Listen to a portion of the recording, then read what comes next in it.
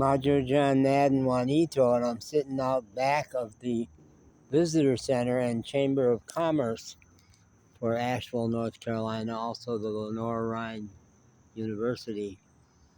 And I was just telling a guy in at a chamber event there, they're having an after hours meet and greet, that when I lived in Asheville between 2004 and 2020, I used to be a member of the chamber at one point and would go to those events and network with other people. At that point, there was some version of coaching that I was selling.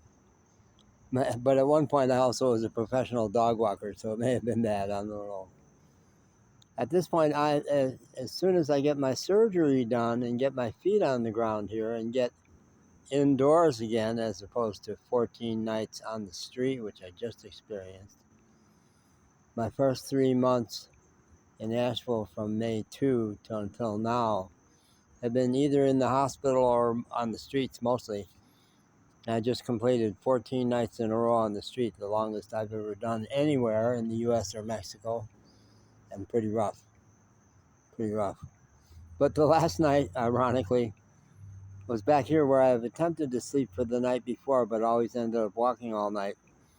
It was quite cold last night, down to 52, and I did have a really nice wool blanket, which is in that duffel bag over there, which I was given at ABCCM on it's a homeless services place. It's a couple blocks in that direction. They gave it to me. Gave me the duffel bag a couple of days ago. But my friend Amanda, who lives in this neighborhood, gave me the beautiful wool blanket that kept me warm last night and will keep me warm again tonight, but almost did not, because when I took off roaming today, I had to go see the urologist about the condition that brought me here, and which we're very close to having to have a happy conclusion. In Mexico, I was told I was dying of prostate cancer. When I got here in May at Mission Hospital, they said, well, we can't tell that you're dying of prostate cancer. You might be, but we don't know that. And it's only in the last couple of weeks they've been able to say, no, you're not. There's no cancer. And in fact, there's a surgery that can get you, for the first time since March 2nd, actually able to urinate again and be a normal person. That could happen within a month. I found out this morning that even though the MRIs took 7 weeks, my surgeon from Asheville Urological offered me the surgery on Tuesday, 4 days from now, the day I thought I was going to move into a new apartment, and I probably will either before or after. Yeah. So this morning when I went out roaming to go to the Asheville Urology and see the doctor, I took that duffel bag, which was quite heavy, big wool blanket and a bunch of other clothes, and stuffed it under the stage in a place that I think I've gotten so good as a secret agent. I thought that under the stage no one would see it. But the woman who was volunteering at the visitor center giving information right now said, gee, when I came into work at 9, I left around 7:30. I saw it on top of the stage. And the woman who, she pointed me to the gift shop. Go talk to Abby in the gift shop.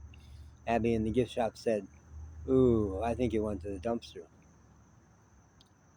And I thought, am I going to be able to dive into that dumpster? She said, let me go get the key.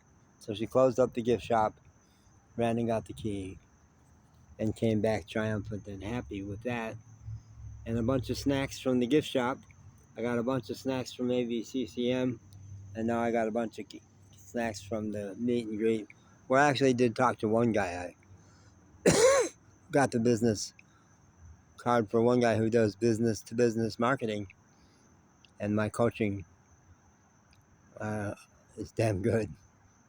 So I will have no hesitation, and I'm going to be here for a while. I wanted to come up here and just get well and go back to Mexico, but since then I've been wrongfully jailed for a week. Gotta sue those people because it's so clear that it's systemic, that what goes on at the Buncombe County Detention Center is partly systemic racism, and partly once you're an inmate you lose all dignity, and they systematically make that happen. And I'm pretty sure I got deposited there because I'm someone who would fight back. And once I get housed and have a filing cabinet and have a phone, I've been making do with my Mexican phone, which people can't call on unless they have Mexico calling. I can go to work getting the right lawyer, and I've actually started that a little bit. So I'm going to be here for a while. And what I'm discovering little by little by little, and I just said this to Abby from the gift shop, is that whereas I spent my first couple of months here belly aching about it's not Mexico, it's not Mexico, and I'm meant to be in Mexico, and I will go back to Mexico if I live long enough, which is looking more and more likely. But Asheville's pretty great. Asheville's pretty great.